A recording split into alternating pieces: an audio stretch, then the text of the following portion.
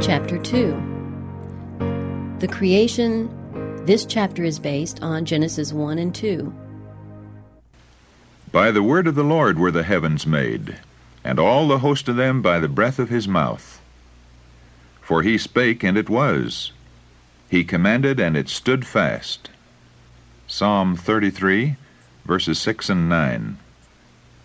He laid the foundations of the earth, that it should not be removed forever. Psalm 104, verse 5. As the earth came forth from the hand of its Maker, it was exceedingly beautiful. Its surface was diversified with mountains, hills, and plains, interspersed with noble rivers and lovely lakes. But the hills and mountains were not abrupt and rugged, abounding in terrific steeps and frightful chasms, as they do now. The sharp, ragged edges of earth's rocky framework were buried beneath the fruitful soil, which everywhere produced a luxuriant growth of verdure. There were no loathsome swamps or barren deserts. Graceful shrubs and delicate flowers greeted the eye at every turn. The heights were crowned with trees more majestic than any that now exist. The air, untainted by foul miasma, was clear and healthful. The entire landscape outvied in beauty the decorated grounds of the proudest palace. The angelic host viewed the scene with delight and rejoiced at the wonderful works of God. After the earth with its teeming animal and vegetable life had been called into existence, man, the crowning work of the Creator, and the one for whom the beautiful earth had been fitted up, was brought upon the stage of action. To him was given dominion over all that his eye could behold. For God said, "Let us make man in our image, after our likeness, and let them have dominion over all the earth." So God created man in his own image. Male and female created he them. Here is clearly set forth the origin of the human race, and the divine record is so plainly stated that there is no occasion for erroneous conclusions. God created man in his own image. Here is no mystery. There is no ground for the supposition that man was evolved by slow degrees of development from the lower forms of animal or vegetable life. Such teaching lowers the great work of the Creator to the level of man's narrow, earthly conceptions. Men are so intent upon excluding God from the sovereignty of the universe that they degrade man and defraud him of the dignity of his origin.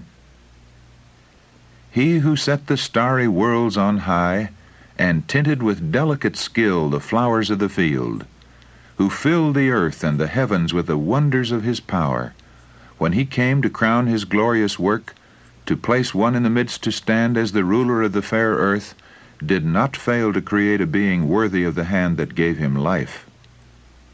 The genealogy of our race, as given by inspiration, traces back its origin not to a line of developing germs, mollusks, and quadrupeds, but to the great Creator.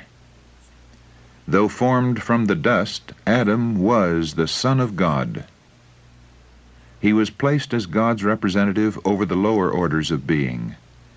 They cannot understand or acknowledge the sovereignty of God, yet they were made capable of loving and serving man.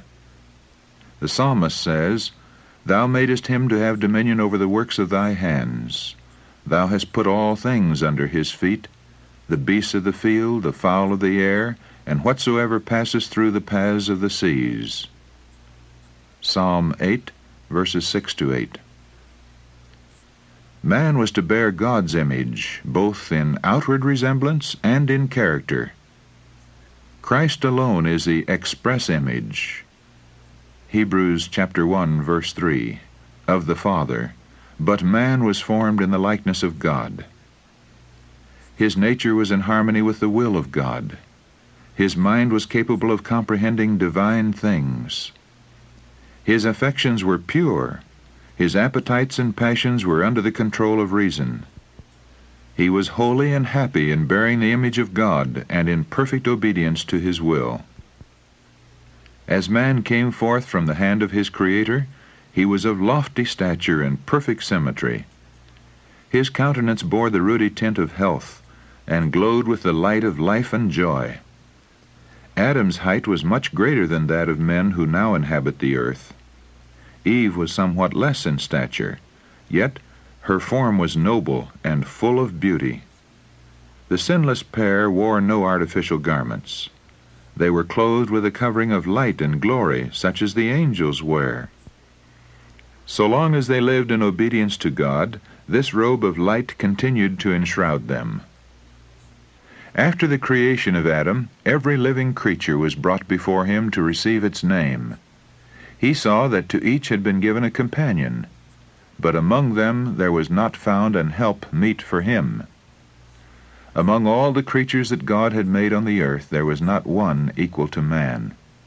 And God said, "It is not good that man should be alone. I will make him an helpmeet for him." Man was not made to dwell in solitude. He was to be a social being. Without companionship, the beautiful scenes and delightful employments of Eden would have failed to yield perfect happiness. Even communion with angels could not have satisfied his desire for sympathy and companionship. There was none of the same nature to love and to be loved. God himself gave Adam a companion. He provided an helpmeet for him, a helper corresponding to him, one who was fitted to be his companion, and who could be one with him in love and sympathy. Eve was created from a rib taken from the side of Adam, signifying that she was not to control him as the head, nor to be trampled under his feet as an inferior, but to stand by his side as an equal, to be loved and protected by him. A part of man, bone of his bone, and flesh of his flesh, she was his second self, showing the close union and the affectionate attachment that should exist in this relation. For no man ever yet hated his own flesh, but nourisheth and cherisheth it. Ephesians chapter 5, verse 29. Therefore shall a man leave his father and his mother, and shall cleave unto his wife, and they shall be one. God celebrated the first marriage. Thus the institution has for its originator the Creator of the universe. Marriage is honorable. Hebrews chapter 13, verse 4. It was one of the first gifts of God to man, and it is one of the two institutions that, after the fall, Adam brought with him beyond the gates of paradise. When the divine principles are recognized and obeyed in this relation, marriage is a blessing. It guards the purity and happiness of the race. It provides for man's social needs. It elevates the physical, the intellectual, and the moral nature. And the Lord God planted a garden eastward in Eden, and there he put the man whom he had formed. Everything that God had made was the perfection of beauty, and nothing seemed wanting that could contribute to the happiness of the holy pair. Yet the Creator gave them still another token of his love, by preparing a garden especially for their home. In this garden were trees of every variety, many of them laden with fragrant and delicious fruit. There were lovely vines, growing upright, yet presenting a most graceful appearance, with their branches drooping under their load of tempting fruit of the richest and most varied hues. It was the work of Adam and Eve to train the branches of the vine to form bowers, thus making for themselves a dwelling from living trees covered with foliage and fruit. There were fragrant flowers of every hue in rich profusion. In the midst of the garden stood the tree of life, surpassing in glory all other trees. Its fruit appeared like apples of gold and silver, and had the power to perpetuate life. The creation was now complete. The heavens and the earth were finished, and all the host of them.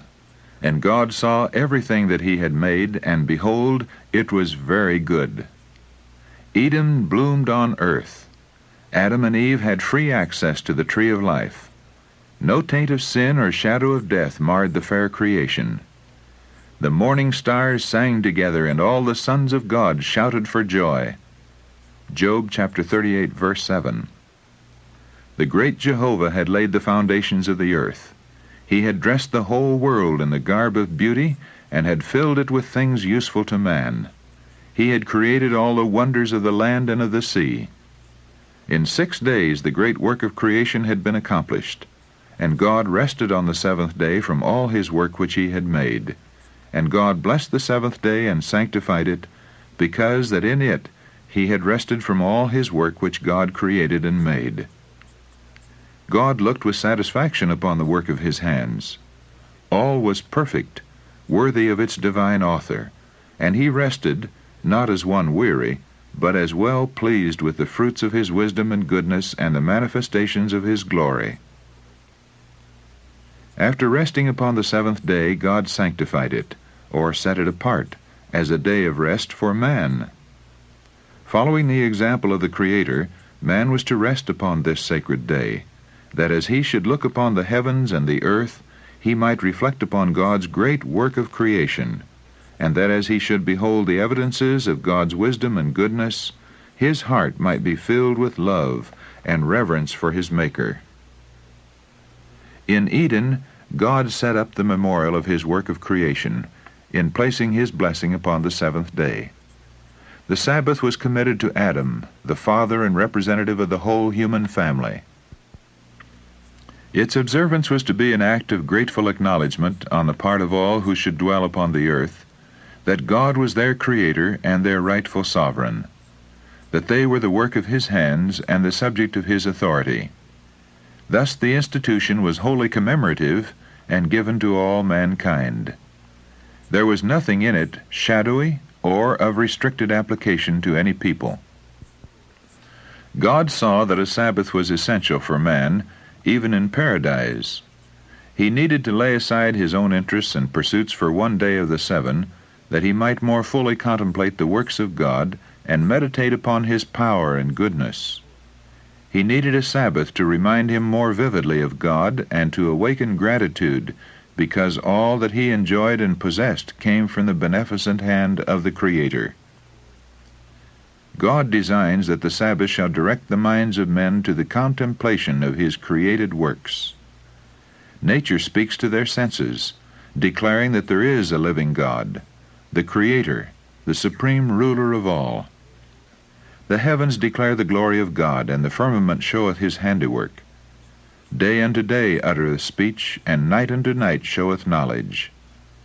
Psalm 19, verses 1 and 2.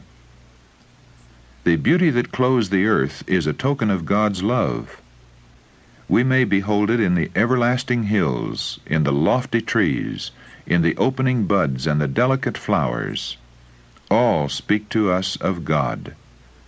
The Sabbath, ever pointing to him who made them all, bids men open the great book of nature and trace therein the wisdom, the power, and the love of the Creator. Our first parents, though created innocent and holy, were not placed beyond the possibility of wrongdoing. God made them free moral agents, capable of appreciating the wisdom and benevolence of his character and the justice of his requirements, and with full liberty to yield or to withhold obedience. They were to enjoy communion with God and with holy angels. But before they could be rendered eternally secure, their loyalty must be tested. At the very beginning of man's existence, a check was placed upon the desire for self-indulgence, the fatal passion that lay at the foundation of Satan's fall. The tree of knowledge, which stood near the tree of life in the midst of the garden, was to be a test of the obedience, faith, and love of our first parents. While permitted to eat freely of every other tree, they were forbidden to taste of this on the pain of death. They were also to be exposed to the temptations of Satan. But if they endured the trial, they would finally be placed beyond his power to enjoy perpetual favor with God. God placed man under law as an indispensable condition of his very existence. He was a subject of the divine government, and there can be no government without law. God might have created man without the power to transgress his law. He might have withheld the hand of Adam from touching the forbidden fruit. But in that case, man would have been not a free moral agent, but a mere automaton. Without freedom of choice, his obedience would not have been voluntary, but forced. There could have been no development of character. Such a course would have been contrary to God's plan in dealing with the inhabitants of other worlds. It would have been unworthy of man as an intelligent being, and would have sustained Satan's charge of God's arbitrary rule. God made man upright. He gave him noble traits of character, with no bias toward evil. He endowed him with high intellectual powers, and presented before him the strongest possible inducements to be true to his allegiance. Obedience, perfect and perpetual, was the condition of eternal happiness. On this condition he was to have access to the tree of life. The home of our first parents was to be a pattern for other homes as their children should go forth to occupy the earth. That home, beautified by the hand of God Himself, was not a gorgeous palace. Men, in their pride, delight in magnificent and costly edifices, and glory in the works of their own hands, but God placed Adam in a garden. This was his dwelling. The blue heavens were its dome, the earth with its delicate flowers and carpet of living green was its floor, and the leafy branches of the goodly trees were its canopy. Its walls were hung with the most magnificent adornings, the handiwork of the great master artist. In the surroundings of the holy pair was a lesson for all time, that true happiness is found not in the indulgence of pride and luxury, but in communion with God through His created works. If men would give less attention to the artificial, and would cultivate greater simplicity, they would come far nearer to answering the purpose of God in their creation. Pride and ambition are never satisfied, but those who are truly wise will find substantial and elevating pleasure in the sources of enjoyment that God has placed within the reach of all. To the dwellers in Eden was committed the care of the garden, to dress it and to keep it. Their occupation was not wearisome, but pleasant and invigorating. God appointed labor as a blessing to man, to occupy his mind, to strengthen his body, and to develop his faculties. In mental and physical activity, Adam found one of the highest pleasures of his holy existence. And when, as a result of his disobedience, he was driven from his beautiful home and forced to struggle with the stubborn soil to gain his daily bread, that very labor, although widely different from his pleasant occupation in the garden, was a safeguard against temptation and a source of happiness. Those who regard work as a curse, attended though it be with weariness and pain, are cherishing an error. The rich often look down with contempt upon the working classes, but this is wholly at variance with God's purpose in creating man. What are the possessions of even the most wealthy in comparison with the heritage given to the lordly Adam? Yet Adam was not to be idle. Our Creator, who understands what is for man's happiness, appointed Adam his work. The true joy of life is found only by the working men and women. The angels are diligent workers. They are the ministers of God to the children of men. The Creator has prepared no place for the stagnating practice of indolence. While they remained true to God, Adam and his companion were to bear rule over the earth. Unlimited control was given them over every living thing. The lion and the lamb sported peacefully around them, or lay down together at their feet. The happy birds flitted about them without fear. And as their glad songs ascended to the praise of their Creator, Adam and Eve united with them in thanksgiving to the Father and the Son. The holy pair were not only children under the fatherly care of God, but students receiving instruction from the all-wise Creator. They were visited by angels, and were granted communion with their Maker, with no obscuring veil between. They were full of the vigor imparted by the tree of life, and their intellectual power was but little less than that of the angels. The mysteries of the visible universe, the wondrous works of Him which is perfect in knowledge, Job chapter 37, verse 16, afforded them an exhaustless source of instruction and delight. The laws and operations of nature, which have engaged men's study for 6,000 years, were opened to their minds by the infinite Framer and Upholder of all. They held converse with leaf and flower and tree, gathering from each the secrets of its life. with every living creature, from the mighty Leviathan that playeth among the waters to the insect mote that floats in the sunbeam, Adam was familiar.